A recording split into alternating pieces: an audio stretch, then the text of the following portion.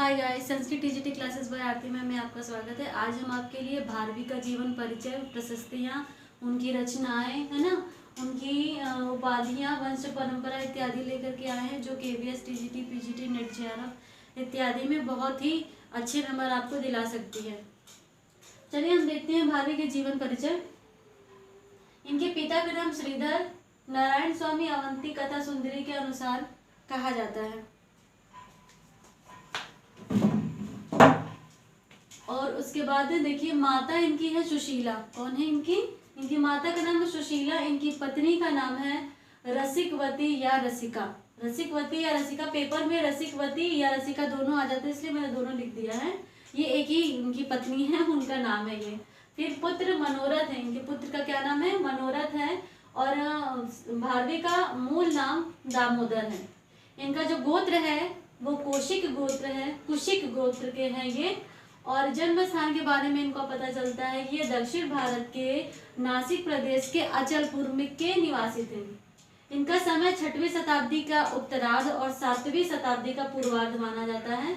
6वीं शताब्दी का उत्तरार्ध और 7वीं शताब्दी का पूर्वार्ध इनका समय माना जाता है। संप्रदाय ये शैव संप्रदाय के थे, यानी शिव के उपासक थे।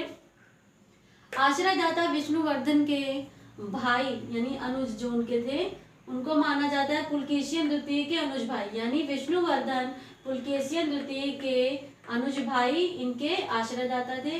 अन्य जानकारी, भारवी दंडी के पितामह थे। कौन थे? भारवी दंडी के पितामह थे। ये रीति शैली के जन्मदाता भी माने जाते हैं।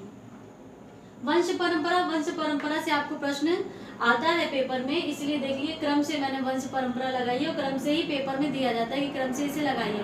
क्रम ऊपर नीचे करके दे दिया जाता है, आपको क्रम से लगाना होता है। नारायण स्वामी श्रीधर, यानी ये तो इनके पिता का ही नाम है, किसके अनुसार? सुंदरी अवंती सुंदरी कथा के अनुसार।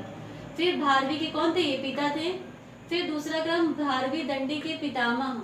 फिर तीसरा क्रम मनोरथ दंडी के पितामह।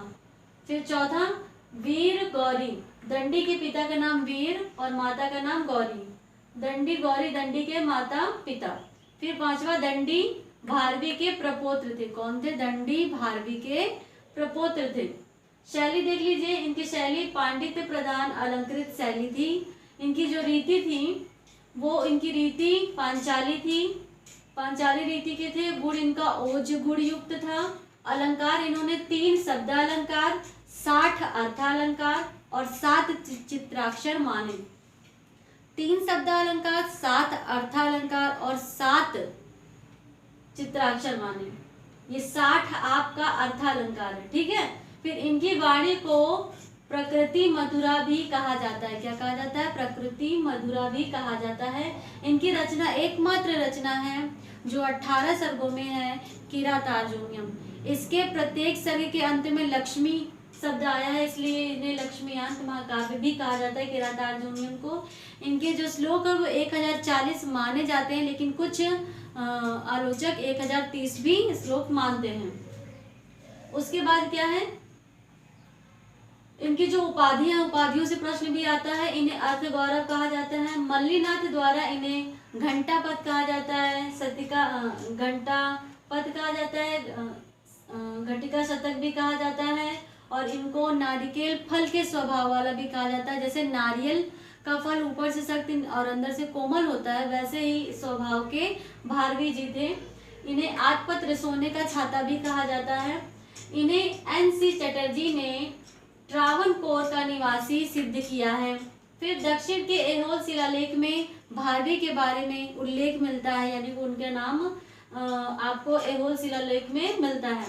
भारवी के किरातार्जुनीयम को लक्ष्मीयांत महाकाव्य कहा जाता है। दक्षिण के ऐहोल शिलालेख में इनके बारे में जानकारी भी मिलती है। भारवी के किरातार्जुनीयम को लक्ष्मीयांत महाकाव्य कहा जाता है। प्रशस्तियां भी देख लीजिए। इनकी प्रशस्तियों से आपके प्रश्न आते हैं कि किसने इन्हें क्या कहा, है ना। जैसे श्रीधर ने इन्हें क्या कहा, मल्लीनाथ ने क्या कहा, या मल्लीनाथ की क्या किंवदंती थी, शारदा तनय की क्या है, कृष्ण कवि की क्या है, या क्षेमेंद्र की बहुत पेपर में आता है, क्षेमेंद्र ने इन्हें क्या कहा, देख लीजिए। प्रतिभा भारवेयम सच्छायेनाधिकृत क्षेमेंद्र कहा। प्रतिभा भारवेयम स्वच्छायनाधि की कृत क्षेमेंद्र ने कहा। श्रीधर ने इन्हें प्रकृति मधुरा भारवी गिरा कहा। फिर मल्लीनाथ ने नारिकेल सम्मति वचो भारवे समद्वित दविभाज्यते स्वादयंतो रस गर्भ निर्भर सारगम्य रसिका यथेप्सितम कहा। इसने कहा मल्लीनाथ ने। फिर शारदा तनय ने इन्हें क्या कहा? शारदात्मन्यम रस भाव वयो भारवी स्वप्स्युचितवान। उसके बाद कृष्ण कवि ने इन्हें क्या कहा? प्रदेश वृत्त्यापि महात्य अर्थ प्रदर्शयन्ति। प्रदेश वृत्त्यापि महास्यर्थ प्रदर्शयन्ति रसमादथाना सा भारवे सपथ दीपिकेव एषा कृति कैरीव नोपजीव्या। फिर से देख लीजिए, श्री कृष्ण कवि ने क्या कहा? प्रदेश वृत्त्यापि महात्यमर्थ प्रदर्शयन्ति रसमादधाना सा भारवे सपथ दीपिकेव एषा कृति कैरीव नोपजीव्या। ये आपको कथन जो मिलते हैं ये पेपर में टीजीटी पीजीटी नेट जीआरएफ में सभी में ये कथन आते हैं मैच करने के लिए। और आपको पता है एक एक प्रश्न आपके 4-4 नंबर टीजीटी में प्रश्न आते हैं। तो ये बहुत ही महत्वपूर्ण आपको जीवन परिचय है। इसमें पिता के बारे में भी पूछ लेता है, पेपर में आता है। पुत्र इनके कौन थे, या इनका उपनाम क्या था, या इनका जन्म कब हुआ था, है ना, इनका जन्म स्थान क्या है, इनकी वंश परंपरा बताइए, इनकी शैली बताइए और इनकी रचना बताइए, इनके अलंकार बताइए। इन्होंने कितने शब्द अलंकार माना? तो 3 शब्द अलंकार माना। कितने अर्थ अलंकार माना? तो 60 अर्थ अलंकार माना। चित्राक्षर कितने? तो 7 चित्राक्षर। इस तरह के भी प्रश्न आते हैं। और किरातार्जुनीयम को और क्या कहा जाता है? तो लक्ष्मीकांत महाकाव्य भी कहा जाता है। इस तरीके के बहुत ही महत्वपूर्ण प्रश्न आपको इसमें मिल जाएंगे। और इसी तरह की महत्वपूर्ण वीडियो के लिए, महत्वपूर्ण प्रश्नों को जानने के लिए, समझने के लिए हमारे चैनल को लाइक कीजिए, सब्सक्राइब कीजिए। नमस्कार।